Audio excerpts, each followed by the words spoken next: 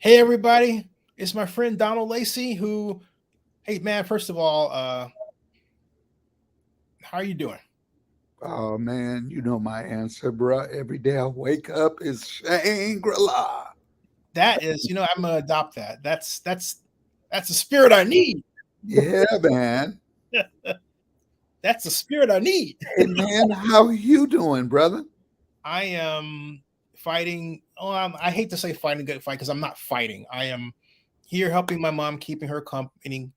Uh, we've had a down because of the pandemic. Um, been putting out the feelers to get clients. Um, and then finding work, and that's been tough. And so I keep saying the economy is coming back. I keep thinking, really? Because I have never been in a situation where I have been this long without uh good paying money coming in from a client. Google money comes in, but it's a trickle, and Google plays games with their algorithm. FYI, before we get to the other matter, if you're on Google and you're relying on Google Apps for your website traffic and such, and you're on Google AdSense, be warned that, for example, our newest website, Oakland ZennyReport.com, Uh-huh. has Google AdSense links, but they weren't Wow. actuating them for like 3 weeks. And I thought, what's going on here? And it would say, well, you have these thin content issues. Now, how can you have thin content when your average post is like, you know, 800 words? That's not thin content, right? Hmm. So uh, I thought, well, let me find the person beyond the machine, beyond the algorithm. There's got to be somebody. So I found that person. I'm not going to give out that person's name. I sent them a very kind email, and then within 24 hours, Donald, it was fixed. Okay. Which means something very powerful I want everybody to know. Google always says, oh, well, it's the algorithm. It's the algorithm, right? You always say it's the machine. Oh, we're big and powerful. We can't do anything. Melissa Mayer, when she was engineer at Google, um, I met her in New York. Wonderful, wonderful person. Wonderful person. Uh, but I was taking this issue I had with her or to her regarding Blogger. And similarly, she told me, because I was trying to get Blogger on Google News, and she said, it's the algorithm. So then I thought, okay. So then I went and I'm thinking, I'm taking the same information, the same posts that I put on my Zenny2005.blogspot.com blog, and I'm putting on SF Gate. This is in the days when I was on City Brights, okay, from 2009 to 2011, right? And so I went to Hunter Walk, who works over at Google, who's now a VC, and I said, Hunter, tell me why I can put the same content up at SF Gate and it gets on Google News and it gets highly ranked. Yet, if I put it up on my site, Google doesn't pick it up at all. And they say, well, it's the permalink. He said, I'll take that up with my team. Do you realize that in 48 hours, my blogger blog was on Google News? Oh wow. So, all this is stuff that I want you to remember because elected officials are so far behind the curve and Mm. society in general regarding tech that it's criminally dangerous. So Google Wow. should be back there having somebody take out their political issues, all right, in terms of the presentation of news against your platform. Or maybe they don't like black issues, so they subordinate every black issue to where if it has certain keywords that activate, like it's black, they'll elevate it, right? And if that Mhm. site has those proper keywords, then it gets elevated. But that means for any other news that may be told from a black perspective, guess what it gets? Nothing. Right. Okay. And that's what's happening. All right. That's what's happening. Wow. Yeah. And I try to bring this to the attention of, for example, Morgan DeBomb, Blavity, and all this. But we're in this situation that where, how do I say it? So I'll just say it. We're in a situation where if a few of us make it, it's kind of like, well, I made it, and I don't need you. I don't want to talk to you, or you think you're talking like a white guy and think you know everything and all this other crap, right? And it's like, seriously. I mean, we're all in the internet business. We might as well all just trade, take our trade notes and work together. And I'm not saying that's not happening, but it's not happening enough. It's not happening enough to move our needle collectively. Right. No, that's right. And it's just too much of it. And we have to really look in the mirror and say, okay, who's the real problem? It's not Mr. White Guy, it's us versus us. And it shouldn't, you know Yes. what I'm saying? And I'm stressing this. I apologize for going on. But No, no, no, man. This is important. yeah, I'm stressing it because we're at a juncture where the advent of artificial intelligence, as it's defined, is going to start splintering people even more. Now, for me, I've done artificial intelligence for years, but you would say, what is that really? It's just mimicking human action. Mhm. I built the Oakland baseball sim world, and it had a number of functions in it that help people along in terms of making the right decisions to run the A's as a team. It was used in 40 colleges and high schools, including at USF. My friend Dan Rasher was on my business partner. All right. But there's a number of items in there that were basically human mimicry. All right. It's just to a more advanced level now. And the point that I'm making is that if we're not hip to what is presented before us, we could wind up having ourselves recorded and not realize it, uh, bombarded with information. My mom is dealing with this as an elderly person, and she can't discern what's going on. I have to help her with it because they have people who, as soon as she visits their website, they've got a tracker calling her, calling her. It's tragic. We need to have a summit of some type to really flesh out these problems, come to some suggested legislative solutions, and then push them toward Congress. There you go. Well, you said a mouthful there, but you're right. There's a great disconnect in the digital divide anyway between what the Black community has access to as opposed to our white counterparts. So now you add in this AI and all the other factors, and it just makes that bridge divide even wider. Yeah. And there's very little political will in Oakland right now. I'm very disgruntled with the mayor's office, as are a lot of people, as you are, I'm sure. So the bottom line is, what happens to the most marginalized Black populations? And how do we arm ourselves, for lack of a better word, so that we can survive in this highly technological age we live in? And on that note, where are we from a love life perspective? Because, of course, 1997 was when all this started Yeah, with your beautiful daughter. And you've made a lot of headway and inroads in terms of, among other things, getting Oakland to adopt love life as its major, you know, slogan. yeah. Love life. Beautiful thing. But I'm going to ask you a question. Why do I get the sense that Oakland doesn't really love life? Well, brother, first of all, thank you for from day one. You, people like our brother Chauncey Bailey, when the smoke cleared, if you will, we were very active, as you know, in doing a lot of stuff, but nobody wanted to cover the good news. They only wanted the news about my daughter's unfortunate murder, the trial of the perpetrator. But when it came to showing how positive our young Black men and women are, you couldn't get them out kicking and screaming other than, you know, alternative media, if I could say that, like you, uh, JR, Block Report Radio, Bayview Newspaper, uh, Chauncey Bailey with the Tribune and the Post.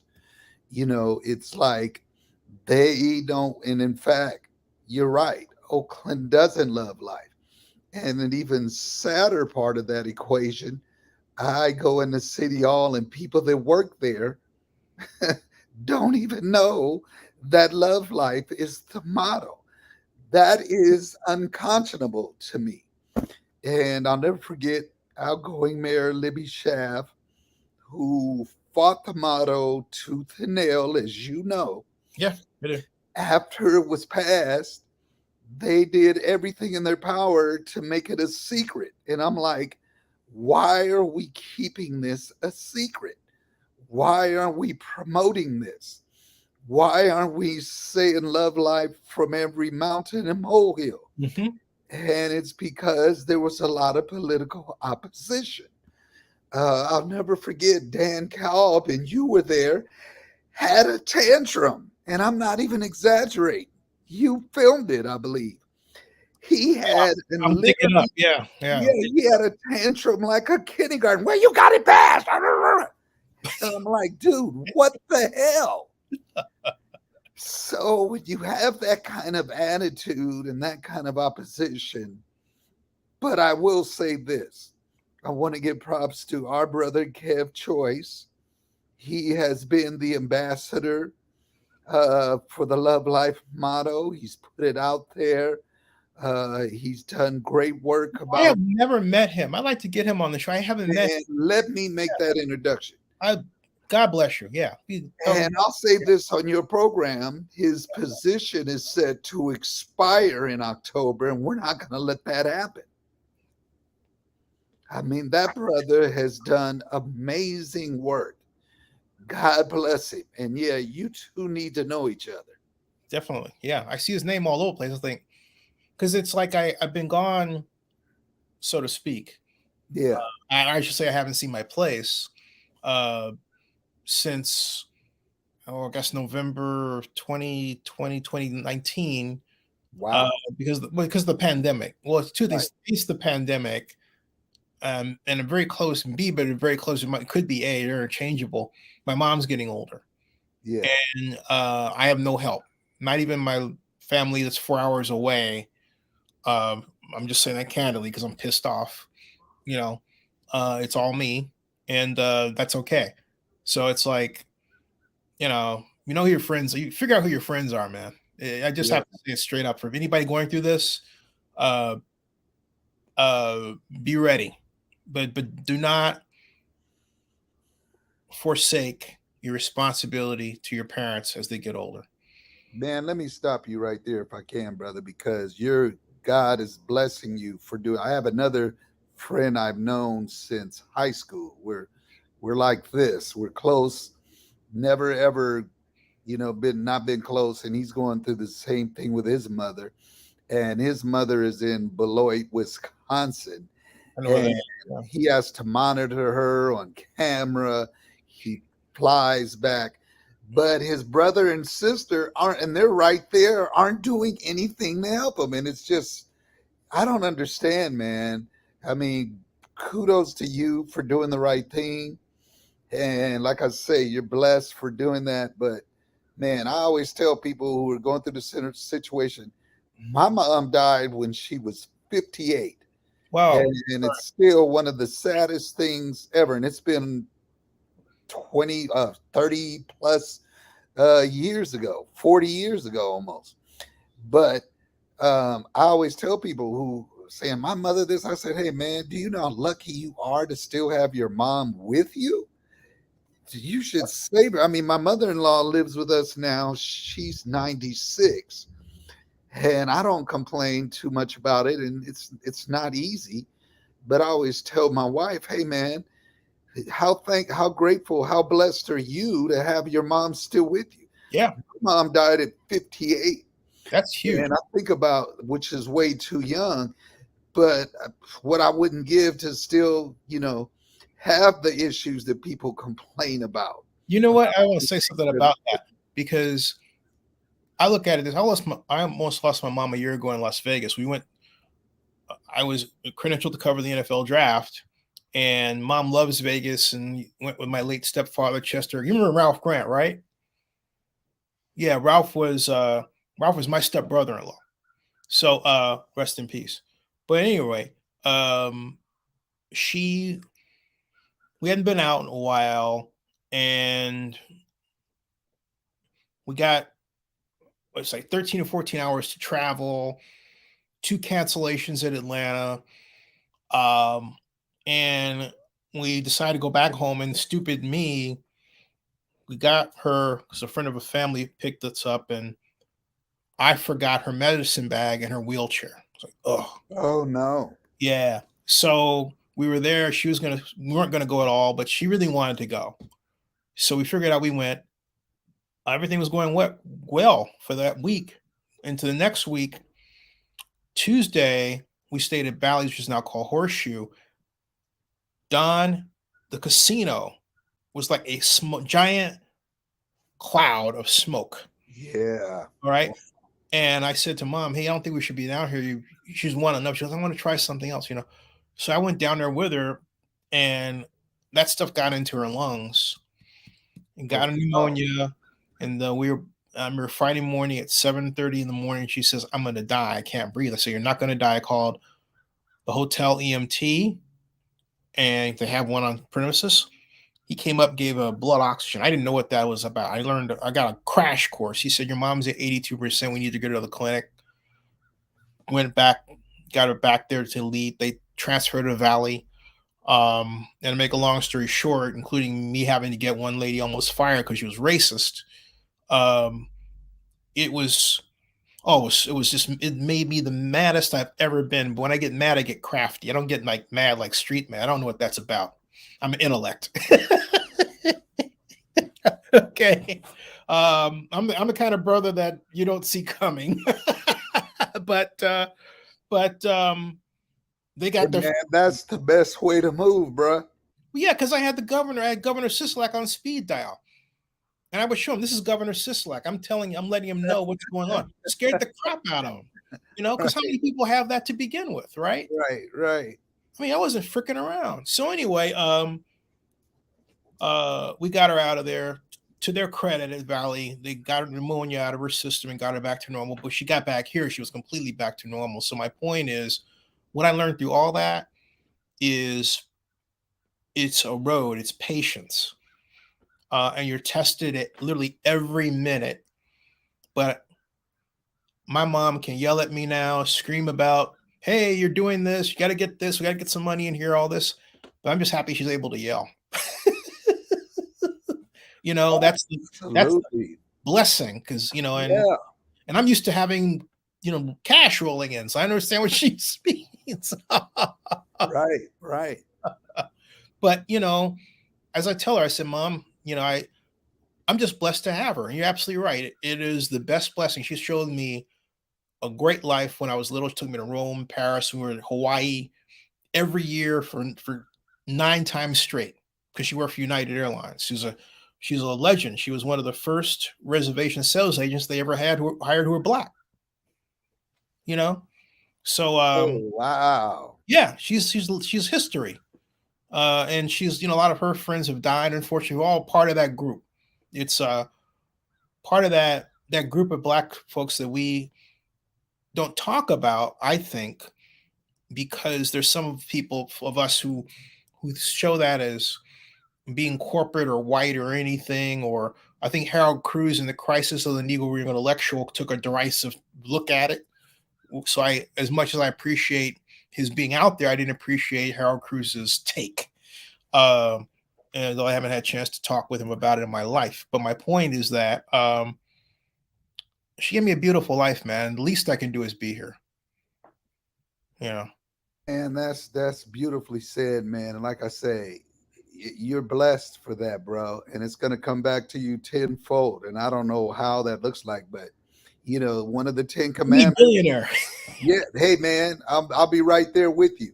One of the Ten Commandments, and it's so crucial, is honor thy father and mother. And Yep. you know, relating this to love life, Man, I grew up in a house. My father, he was one of the first black electrical and engineering technicians at Hmm, RCA in the hmm. 50s. They were on One Market Plaza on Embarcadero, and they were the ones. And with him, they pioneered closed circuit TV. Oh, Wow. And when I whoa. was a little kid, 4 or 5, in the Huh. summertime, he worked the graveyard shift. I would go there and hang out, and I'll never forget. Donald, you We, should write that up, man. That's history. Did you write yeah, that down? I man, didn't see it. it's an incredible story. We Yeah. saw a a closed circuit view of the movie Arena with Pam Grier. This was before it was released in the theaters, and I don't know how they rigged it up, but they actually showed full frontal nudity of her. It's about these women gladiators. And I was a little kid, and I just remember, like, oh my God. And then all his coworkers were laughing. He said, boy, that kid looks like he's in shock, right? And so, I had my mom, my dad, I had my uncles, his brothers, his friends who were like my uncles. And this is the problem with the youngsters we serve. Crack cocaine took the black man out of the equation for the most part. And these mothers, single mothers, are raising these kids by themselves. And that old saying, in order to be a man, you got to see a man. But I had a nuclear family, and that was the norm back then, right? Yeah. We didn't have a lot of. There was a couple maybe in our neighborhood, but almost all the kids on my block on 107th and East 14th had a mom and a dad, and these are black families. So it can't be overstated through social engineering and Gary Webb's brilliant expose, Dark Alliance, Yep. that the black family was decimated, and we're still picking up the pieces. Hey, Gary Webb, did he commit suicide? No, Okay. I can honestly say on your platform, no, Thank God. What because happened to him? well, the official ruling was suicide, but he had 2 bullet wounds in his skull. Now, how do you shoot yourself in the head twice? Oh, I mean, don't take my word for it. Look at the autopsy. So, I gotta share this with you know you. what? I don't know if I gotta I've share ever. this with you. I I gotta don't. share this with you. Related. I talked to Gary Webb when I was a columnist for the Montclarian, and I wrote a piece that took what Gary was doing and applied it and the information to Oakland. And Gary said that I was on the right track in terms of drugs being ran through Oakland to finance the Contras. Okay. Absolutely. In fact, You know what he told me? do you still Get, have a get copy this. of that? I. It's at the library. Hold on a second. It's at the Oakland Public Library. A microfilm. Yeah. They've got it there. But do you know that Gary told me to find Renalfo Cornejo in jail? Do you know that Charlie Plummer, the sheriff, would not let me talk to him? Wow. Yeah, Well, and get this. I put it in the article. Oh shoot! And Chip Johnson didn't run it. Chip Johnson. Don't get me No, started not on Chip that Johnson. I'm sorry. devil. That's an error. That's a Freudian slip. Warren Chip Brown, hence the Chip part. Warren Chip Brown was the publisher of the Hills newspapers. Okay, Right. Right. he he blank canned it and then terminated my column. Well, He had Chris you mentioned, Tremblay take it out. you I would mentioned I a would do couple of by then. things. That was okay. I'm glad you brought that up. First of all, I got to give you an audio interview. I did one of the last radio interviews with Gary Webb about 10 months before he was murdered. We used Whoa. to broadcast my radio show, and Chauncey Bailey did a great article about it. First from Everton Jones for 2 years, and then for about a year and a half from the Java House that was Dwayne Wiggins' spot. Yeah. Gary Webb came there one Saturday. There was about 30, 40 people in the live studio audience, and he broke it down. It's about a 50-minute interview, and I'll send you a copy of it. You know what we should do though? We should take that interview because it's not on YouTube, right? I don't think so. What we should do is take that interview audio and have a show with you and I listening to it. Oh, that would be great. I would love that. Yeah, let's do that. And that way, then it'll get on YouTube and it'll get out to a new audience. And we could talk over it. And that'll, at least theoretically, who owns the copyright for that audio? Me? Oh, done. Fine. Yeah, let's do it. It's I a was thinking about classic, copyright. man. I was thinking about Yeah, who it's a classic. It's a classic too, man. And in fact, the Bayview newspaper, I could get a copy of it. They what do you call it when they transcribed it in a whole issue by itself, the whole interview. I gave her the audio and she transcribed it. Definitely. And here's the thing, I tried to get a hold of them. I was writing about I wrote a piece. I wrote an idea for a movie based on that. Didn't get anywhere. And I kept thinking about whatever happened with Ranulfo Cornejo. Do you realize that Tom Cruise made a movie? You know what I'm talking about? They mentioned him in there. Cornejo was a key character in that. And I was here. I said, and Mom didn't know what was going on. I said, Ma, I got to tell you this. Mom. I was going wild, man. I couldn't believe it. You think Tom Cruise played the pilot who was bringing over the drugs? Yeah. So do you think Tom Cruise knows about this too? He must. And there's another movie with Jeremy Renner called Kill the Messenger. That Hollywood buried. Huh. And he plays Gary Webb. You got to see it. I got to see that. Oh, my Lord. I got to see that. Is that on Netflix? And we did a play based on Gary Webb's expose with my theater company, Campo Santo, and his family, his widow and his 3 kids came to it. It was surreal. Whew. Yeah, man. Yeah, we can't let his life sacrifice die with him, because he exposed one of the gravest injustices against the Black community other than slavery. Yes, sir. That changed the trajectory of the Black community forever. The prison industrial complex was built on the crack cocaine indeterminate sentencing. Yep. It was so bad. Thurgood Marshall was one of my favorite Black Americans. Him and Paul Robeson retired from the Supreme Court saying, basically, this is more BS than I can handle. And he went through Jim Crow. Mm-hmm. So it can't be overstated how this changed the trajectory of the Black community we'll never recover from, and that changed the trajectory of Nicaragua. I always like talking to you, man, because I never know where we're going to go, but I'm glad we went here. I am too.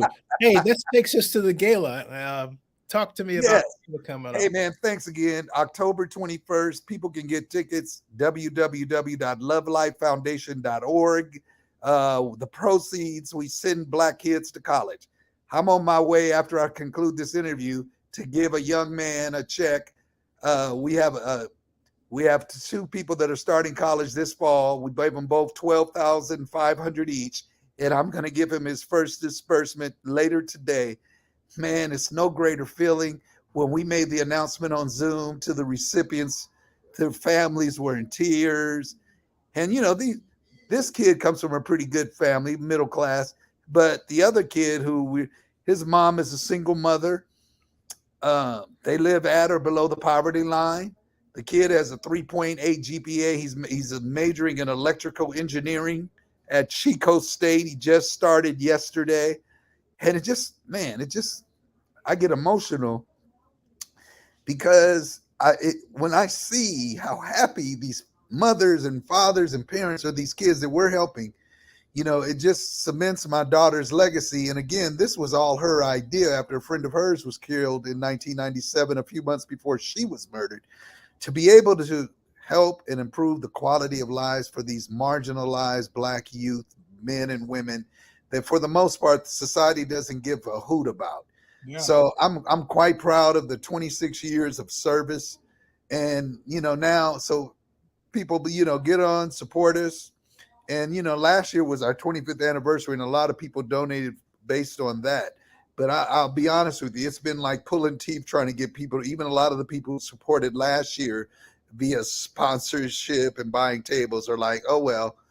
But hey, the work still goes on. The need is there. All contributions are tax deductible, and people can go to LoveLifeFoundation.org. And man, again, tell your mom I said, please tell her this for me, brother. When you talk to her today, Yes, sir. she did a great job raising a great man, and she should be extremely proud, brother, from the heart. Hey, Donald, I can't let you get out of here without asking you this question. What do you think of the effort that is on to recall Pamela Price? Man, I know one of the women behind it. And here's where the connection gets eerily similar. Mm-hmm. Her son was murdered right in front of her, and her daughter was shot. Miss Grisham. Yes, I know Brenda very well. Yeah. Brenda is one of my sheroes. But to show you how we're connected, I didn't find out till years later that her son's father, Reverend Lavelle Jones, her son is named Christopher Lavelle Jones, and it's the name of her foundation.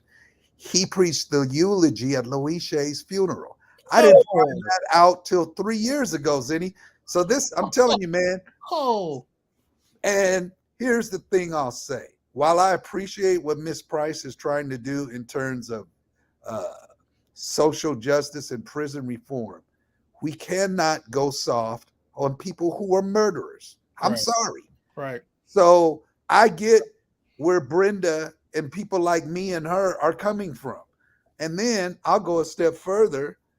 I was told that Miss Price met with members like me, and she was borderline disrespectful.